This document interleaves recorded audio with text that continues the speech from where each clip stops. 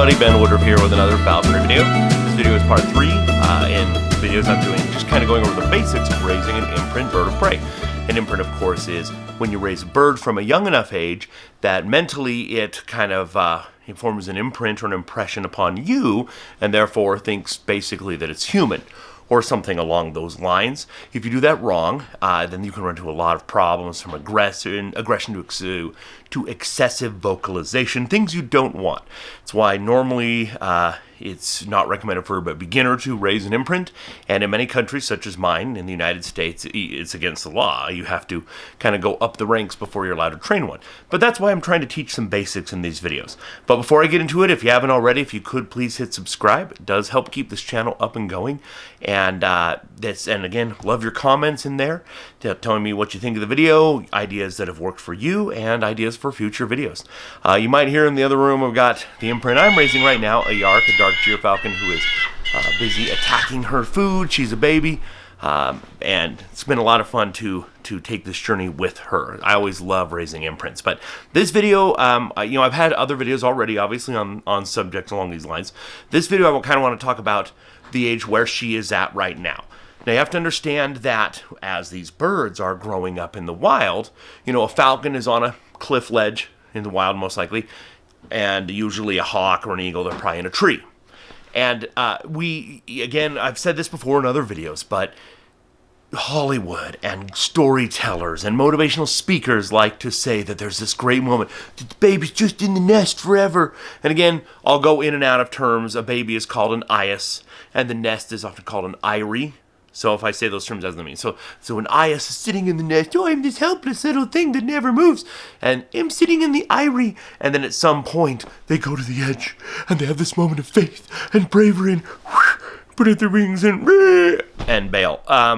Or some versions of this false story, mom kicks them out. They're sitting on the edge, and mom gives them a push. And and it's ridiculous. It's cartoony and campy and not real. Not real in any way. It is a progression for these birds in the wild, right? So let's think of a falcon, since that's what I'm raising. A falcon on its ledge. Okay, as it's growing, it's a baby. And the first part you're growing in, at first you'd have to get a little bit of mass, and then most of the caloric intake goes to growing the body itself, especially the skeleton. That is just a huge amount of caloric intake. They're just wolfing down food, and they're growing like a weed. They grow at an insane rate. And then once they hit that, then it switches more to feather growth. And we'll get to that in a minute. It's more important, though, that you understand that first section where they're growing, what if you were growing your full adult height in a matter of few weeks if you're just sitting there, you're going to have muscles and tendons that are going to atrophy in the process. And so they have to learn how to stand up and walk, learn how to move, and they will stand up, stretch their legs out. My deer falcon I'm raising, she likes to sleep. She'll alternate one leg all the way, completely stretch out, and then she'll stretch the other one out for hours. And I just watch her, and she just, these odd positions that facilitate proper growth of the bones and the tendons and the muscles. But also, you're going to fly at some point. And so they will stand and they will row. Rowing is where usually they might stand, but usually they're gripping onto whatever their nest is or a branch, and they're just pumping the wing muscles, those chest muscles that drive, the flight muscles. They have to you have to stretch those tendons, exercise those muscles. Then comes the age right around where a yark, my deer, is at, which is, okay, now it is time to start branching out. Literally. The term we use is a brancher, and if it's a bird that lives in a nest, like let's say a goshawk, for example. Goshawks in the forest, they're sitting in the nest, but during the day they start to climb out of the nest and hop around, and they'll fly, flutter, and learn to fly. Now, they may still sleep in the nest. Mom and dad may bring food directly to the nest, especially if some of them haven't left yet, but you might be in the tree next door. And what the nest is not a home. It is a crib and a feeding platform. And that mentally begins to grow. Okay, and it's not a structure, it's a zone. You need to think of it as a zone, especially when we talk about raising these birds ourselves. That zone gets bigger as the babies, as the eyases grow bigger and venture out. So it might be a grove of trees is now that nest zone of home and feeding station. So you just have to be in the area and maybe follow mom and dad and catch some food that they drop out of the sky for you. So a nest is a very risky thing for a bird to have. It is a necessity for most birds, but it's a risky thing because it builds smell.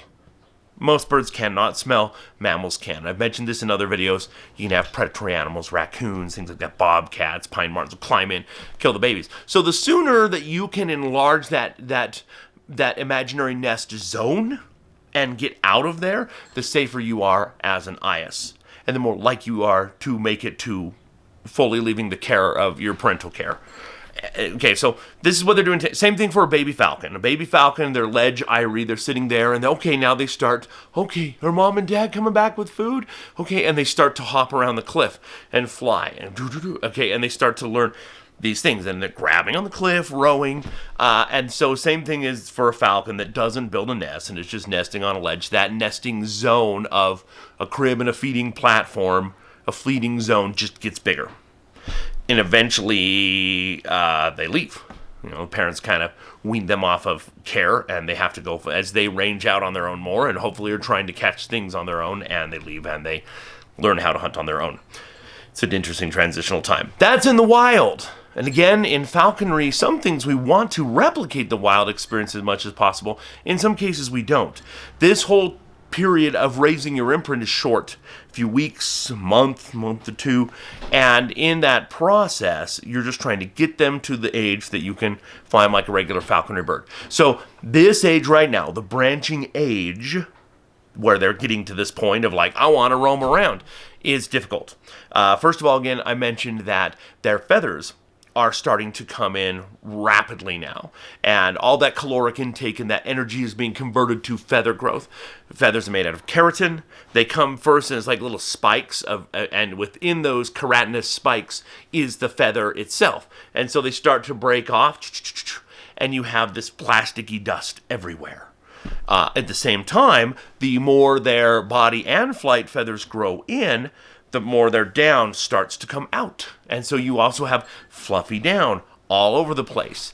Wherever this bird is located, that's where you're going to have it. Now, that doesn't matter on a desert ledge in the middle of a cliff because the wind just carries it away. If you're raising your bird in your house, it's quite a bit different. This can cause...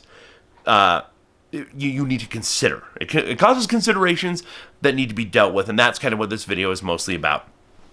Now remember, you want to be socializing your bird with you and with everything on Earth as much as you can. If you can take your bird to work, do it. I can. I mean, I'm a professional wildlife educator, so I go to work and bring my bird with me and she gets to be like, oh, look, there's a llama. Oh, okay. There's a macaw, or, she's getting to see all kinds of wild stuff, which is great. You might not be able to do that. Your bird might be at home. If so, hopefully you have other people at home to help with that situation. If you don't, that's even more consideration because you want to stimulate this bird's mind. You want them seeing things, hearing things. TV is a great thing. So up until now, you've had different bins. I've given you my other video showing you how, you can weave a nest. You can use it like a Rubbermaid bin of some kind. Once they start to get to this age where they are trying to expand that nesting zone, then they might start trying to hop out. And depending on your circumstances, that might not be a good thing. So that was the case for me. She was, a yark was a very free-spirited bird and wanted to get out earlier and started hopping around before I was ready for what I'm discussing in this video. And so I had to do a much taller walled Rubbermaid thing that was clear that she could see out of, but that she couldn't hop out. But now we're to the point where we have to discuss what to do at this age. So again, when it comes to raising birds in falconry, I always say there's a million ways to do it that work. I'm trying to help and share techniques that I have found that work. And I usually do two things. if I can't, one is if you can't have your bird with you all the time, where you can still have them in and carry them, take it to work and whatever, and they're got to be at home. There's kind of two ways. There's kind of two versions. Number one is to say, hey, throw up your hands and be like, you know what? The truth of the matter is this is only another week or two before we're getting into serious training. So let's just pick an area, the front room maybe. TV, again, to get more visual stimulation, and just cover tarps all over everything, and get some old sheets that you want to throw away or some old blankets that you don't mind chucking. You can wash them, but again, like I said, I'm lazy. I just chuck everything when I'm done. So cover everything and know, wow, this place is going to be a giant eyrie for another week or two. There's going to be poop. There's going to be dust, fluff down, feather shafts coming off. It's going to be a mess. We'll deal with it for a week or two, and then we'll gather it all up and throw it away. And we'll let the bird run around and explore and do all that. If you do that, that's what I usually do. Not anymore, but that's what I have done most of my falconry career. And a couple of things. First of all, be careful because depending on how old they are, they're still delicate. And you got to be careful with things that are high. If they can climb up on something and potentially fall off and jump off too early, they could injure themselves. So bear that in mind. Also, things like lamps and things they might jump on and climb, they might jump on something thinking it's stable and it could fall. So really think things through. Simplify whatever that space is and do accordingly. And you just have to really think it through. When I was a very, very, very young falconer, I had done this. And I had a young prairie falcon. He was doing great, and he was running all over everything, having a great old time. And I just ran to the grocery store, came back, and I couldn't find him. He was just disappeared. He was gone. And I looked for almost an hour, and I'm like, it's impossible. He disappeared. There's nowhere he could have gone. And finally, I heard a tiny sound, and it turns out I had a garbage can that had one of those lids with like a rod where you push in and it goes like that. And he had apparently jumped up on that, slipped in, and he was now in the garbage can like a nest, just cuddled up, and he was just like, and I'm like, huh? I open it up, I'm like, what are you doing? He looks up like, oh, hello, I've just been here resting. It's like, so that's very bad, Obviously he wasn't harmed or anything, but again, lesson learned, really scout your room that you're going to use. The other version is not so over the top, and that is to say, okay, if I'm going to be gone, then maybe I still want them to have a lot of visual stimulation, but they need to be more contained than an open top box. So what you do is take maybe like something the height of a coffee table, could be higher, but something like a coffee table, get a big cardboard box and make sort of a door on the side, cut a door that you can just duct tape close, and then on the other part, just cut slats out. So basically you have vertical bars that they cannot get out. They will probably poop through that. So in front of that, you're going to want to put a tarp. And I would put a tarp under the box going down the front and then on the floor so that if they poop out, but then have it facing a TV. And turn on the TV, let them watch a bunch of shows while you're gone. And then you come back, and once you are back, take them out and have a localized area. I love to use a couch. So, I will put tarps over the front and behind the back of the couch, and then I will put a softer blanket that I will chuck when I'm done over the top, and it's like, okay, now I am home, I'm going to take you out, and you're just sitting up here, this is your ledge, you can run around on it, but then at night I'm going to put you back in a little cardboard, enclosure with those bars. And now this is basically what I'm doing now, except for I don't do the box. I just take the bird with me everywhere, and when I'm at home, here you're out, and now you're running around on the couch with me, and when it's bedtime, I will put you back in an open top enclosure, but it doesn't matter because you are, because the lights are going to be out, and you're going to be asleep, and that works. It's a short amount of time. Understandably, tempers can get heated in relationships or roommates or spouses or whatever that can be. It's like, what are we doing? Why we have this bird here pooping everywhere? And why? It's like, yeah, those are legitimate concerns. Falconry is a weird thing, and raising an imprint is a very strange thing. But you know what? It's a short amount of time. Just remember that these birds grow so fast. Okay. Now, we have to kind of do a little differentiation here because there's some things you're going to start doing at this time period. That is a little bit different if you're raising like a hawk or an eagle or something, especially an accipiter, versus a falcon. Falcons, my experience personally, is you have a lot of leeway. You can kind of ease them into the training age. Accipiters, it's quite a bit different. Oh, pause too. I got to say this too. At this age, you've got to be really good about their food, but their food is changing. Okay, you're keeping them stuffed all the time, but their feathers haven't really been growing in, and now they're starting to just grow in. Just gangbusters. They're totally growing in super fast. And that is, you have to remember something about that. Feathers are alive temporarily. They have blood in them, and they grow very quickly. The blood takes those nutrients into those feathers to grow them. Now, your bird, up until this branching time, is just eating like a Tyrannosaurus Rex, just wolfing food down. Now, all of a sudden, it might be like a picky. Or suddenly the metabolism might seem to slow down some. The reason being, the metabolic requirements to grow in a skeleton and a full body of musculature, a brain, all this stuff, is much more demanding than what is required to grow in a full body of feathers in a short amount of time. So even though this bird's metabolism is still going a million miles an hour, it is slowing down. So you might be like, what's going on? What's wrong with my bird? You're not doing weight management yet. I don't recommend.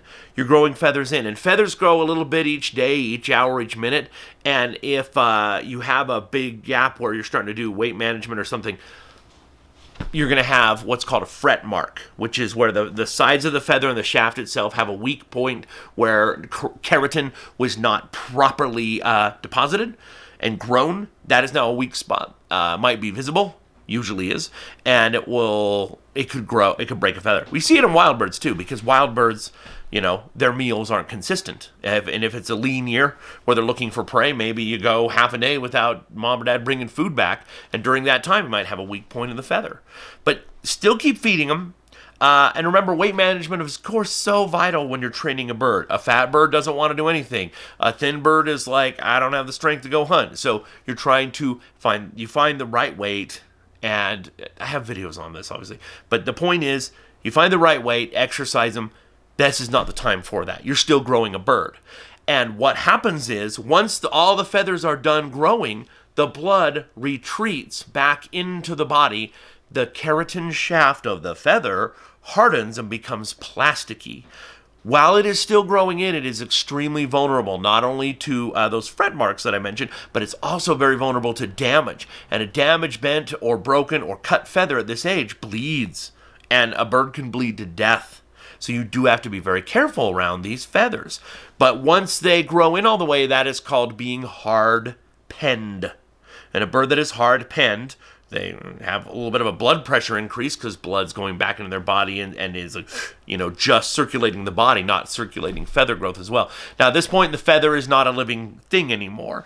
The follicle, or whatever it's called, that grows the feather and then will grow next year's feather and is this year holding on to the feather, that's alive. But if a feather got yanked out or something, at that point, it's just akin to a hair being pulled out. It's similar to that, right? It's kind of an interesting thing how feathers work. The difference is accipiters are more prone potentially to aggression issues. And remember the rule of Ben Woodruff, aggression is not bad.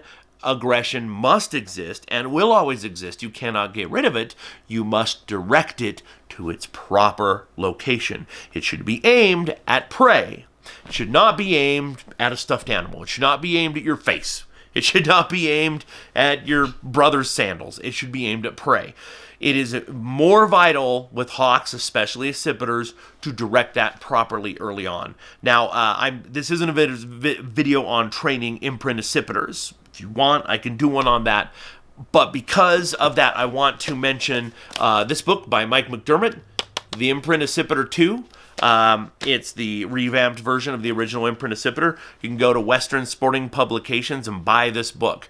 I have tried it as doctrine, followed absolutely everything, and over the years I don't follow it directly anymore, but I follow 70-80% of the principles and ideas, and the rest have done kind of my own version. I recommend you do it to understand the mind of raising an imprint accipiter, no matter the species, and really it does help for any raptor, but particularly accipiters and any other boodio or eagle as well. So I do recommend that. But why I'm bringing this up is earlier than this brancher age, you would have started directing actively and aggressively that accipiter's aggression towards prey, towards bagged game, towards the lure, whatever.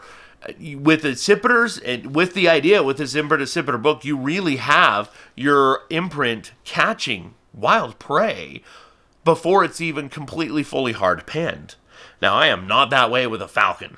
The falcon's totally different, and that's what I'm training. So I have waited really until this age, this brancher age, to start. I have introduced a lure. I've shown that already, but not really hard. It hasn't been a hard and fast thing. And at this age, she's starting to want to foot things, and so now I will take a prey image or a food source and let her start to tear at it. I could have done it earlier, but I didn't see the need. I would have seen the need had it been an accipiter.